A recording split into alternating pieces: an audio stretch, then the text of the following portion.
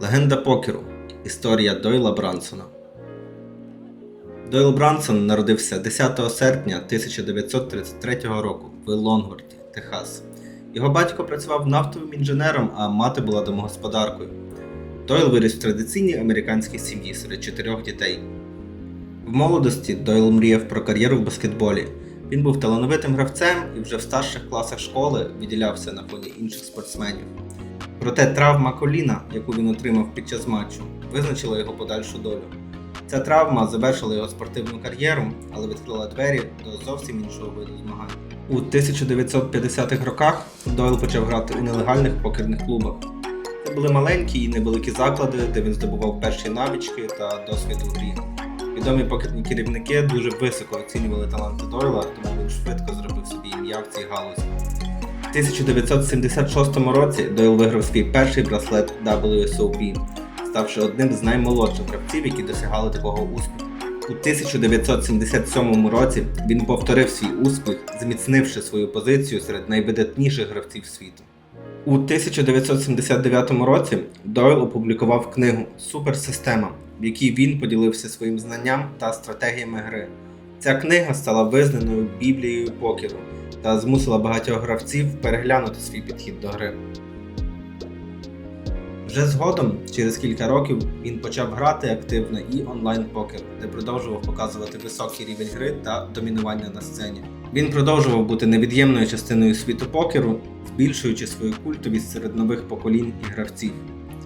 На жаль, у 2023 році світ втратив легенду покеру, коли він помер у віці 89 років. Його вплив на покер залишається невимовним, і його книга «Суперсистема» залишиться неоцінним джерелом знань для майбутніх покерних гравців. Will calls. I don't know if anyone's the real favorite against 10 deuce when Doyle's holding it. 8 queen deuce on the flop. Bottom pair for Doyle. What you got approximately? Oh, now you sound like an internet player. No, not just approximate.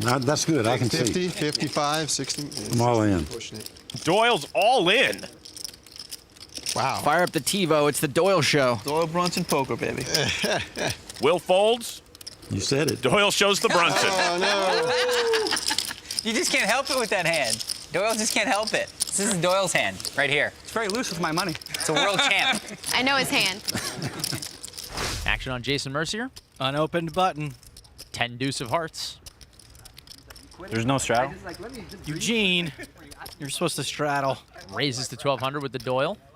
Ace jack of spades for Guy. Definitely a 3-betting spot against Mercier. Guy just calls. 5-4 for Bob. The swings were, They were really ridiculous. the swings were so huge. Calls out of the big blind. Let's see if Guy's high-fiving anyone after this hand. To the flop. Deuce, deuce, 10, 2 clubs. Mercier flops the Doyle dinghy. What's it like, Jason? What is it like? Laliberte checks. Bob checks. Mercier with his full boat. Typically, Jason should bet here and try to get no credit for an on-the-button C-bet. Fires out 2300. If Jason were betting total air, Guy's hand might be good some of the time. As it stands, he's dead to running aces or jacks. He's a tough guy to play. Guy calls. Bob folds. Jason, the slight favorite as we head to the turn. Oh, I've seen worse. 6 of spades. Guy picks up a flush draw that can only hurt him. He checks. Jason continues to run good even after making a hand. He is flush-proof.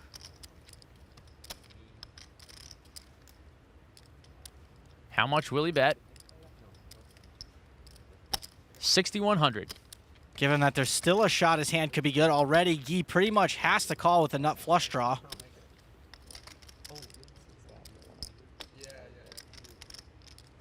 And he will make the call. Despite what he thinks, Guy definitely does not want to see a spade. Jack of diamonds on the end. Also not good for Guy. Makes a pair and checks. Guy didn't hit his flush, but he caught something, so Jason can probably still get 3 streets of value, but only if the price is right. Jason, how much is your bid? 7, 12, higher. 15,700, Bob. Guy Laliberte, come on down. You're the next contestant on Value Town.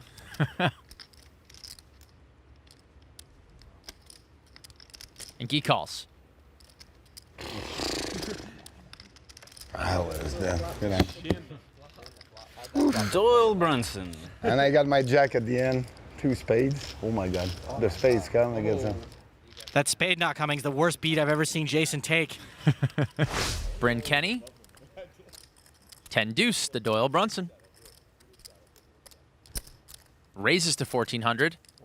Doyle for Nanonoko as well. And it's suited. Looks like he's cooking something up here. Race. 3 bets to 4500. I wonder how much money has been lost in history from people trying to goof off with this hand. Genius move on Doyle's part. 9-6 of diamonds for Solomon. Hate folding. He lets it go. The cannon. 4-6. Folds. Bryn got caught with his hand in the cookie jar. Let's see how he wants to handle it.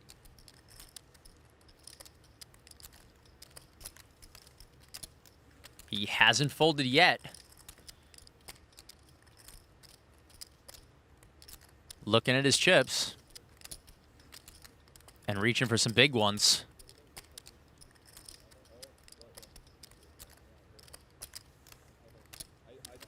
We've got 4 bets to 12,800.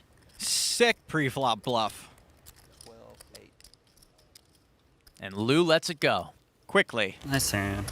Kenny's going to win a pot without seeing a flop. Nice. Shows him. Doyle Branson is being paid. Oh my What happened? Did he 4-bet there? No, yeah, he 4-betted. He 4-bet? You don't like when people do that. Yeah, you would have liked my hand on that one. I would have liked it. All of you guys would have liked it. You were suited and all that? I was suited. Oh my gosh. Bryn Kenny 4 bets out of respect for one of the poker forefathers. 13. 13 now. Raises. This would be toward the bottom of the loose cannon's UTG raising range. Brunson with the Brunson. What is going on here? Doyle's doing a little something for the people at home, that's what. Really? Repops. Action folds back to the cannon. I have a pretty good hand. I'm not gonna play it with you though. Hoping so. Ten I got to get rid of That's the it. only hand you ever re-raised with. It can't be anything good. It's got to be 10 deuce if he's re-raising. 10 deuce or kings? No, kings, he just waits. He flats and lets someone else just donate to him. Now that way I can get rid of it for the day. Otherwise, they just keep popping me with it. I was gonna say, until you get it 3 more hands in a row. I usually do wait. Yeah. About the 3rd time, I just can't take it. I decided to get it over with this time. Jack 10 for Daniel on the button. Raises to 800. Interesting min raise from Daniel. Ace 10 of hearts for Lock. Calls. Bryn's got a bad hand, but he's super priced in. Everyone's got a 10. Kenny calls. Please, guys, don't cut into my buy-in stack. Please. 3-way action of the flop. King, Jack, deuce. Check. Phil checks his gut shot. Check. Kenny checks bottom pair over to Daniel, who paired his Jack. Daniel's the original raiser and somehow hit his live card despite being dominated. Daniel bets 1,600. Lock calls. Ace high will be good there a fair percentage of the time, plus he's got outs. With a bet and a call, this should be a pretty easy fold for Bryn. But he's reaching for chips. Raises to 6,200. Sick check raise bluff. It's got Daniel thinking.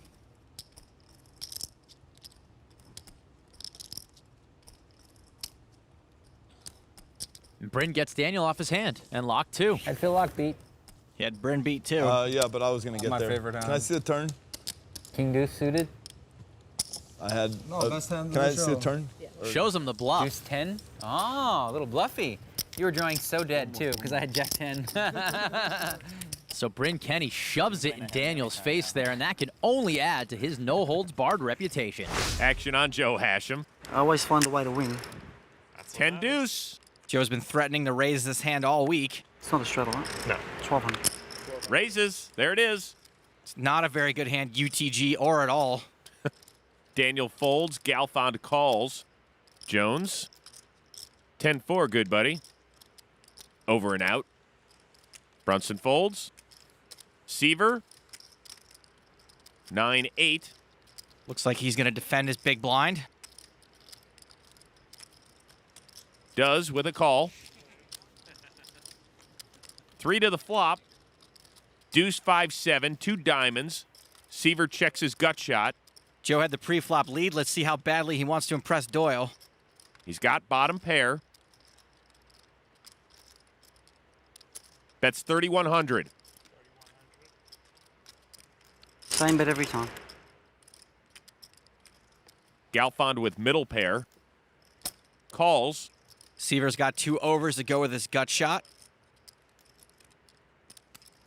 He folds. I guess Scott's not feeling frisky here. From 3 on the flop to 2 on the turn, which is the 10 of clubs, giving Joe 2 pair. If Joe checks here, he might convince Phil his call on the flop shut him down, but this isn't a great hand for trapping. Also, a couple more draws developed here, and you don't want to give someone with a combo draw a free card on this board.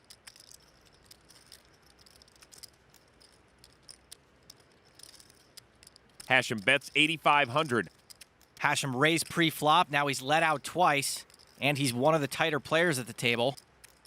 So Phil is trying to figure out how often he actually has a hand and how often he's just barreling. Galfond calls. Joe's doing a good job of looking like he doesn't like the call. The river. 6 of hearts. Some straight draws just came in. Let's see if they deter Joe at all. Scott Seaver would have made the nuts, by the way. Joe's either contemplating putting the brakes on or trying to figure out the perfect size value bet.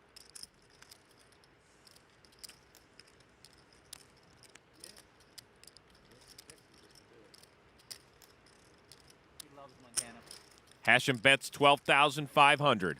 This is a relatively small bet. Galfond's going over Hashem's range for things he can beat. Busted flush, busted straight. It's possible Joe could also be 4-barreling with 2 paint. Phil's almost getting 4-1.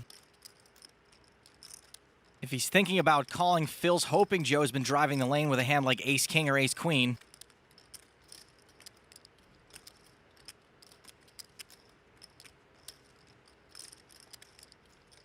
I feel like you think I'm gonna call, but I want it. What'd he say about those buttons? And then once he starts talking like that, there's no raise button anymore because he's just not gonna raise. Right. So now it's just call, fold. Yeah. It's like, she can't help it. I wish he bet more. It's like one of those recurring nightmares, right? The guy bets on the river and you know you're beat and you just call anyways. I've never done that. No, yeah, me either. Scott, how about you? Never? No, I don't think so. It's not really my style. Everyone's having fun, but trying to influence Phil's decision really isn't cool. Yeah. Phil calls. 10 deuce. The 10 deuce, no way! He blows a kiss, past the sugar every I waited time. and waited and waited and finally got it, Doyle. That's funny. It's the hand we all wait for. Some of us wait for aces.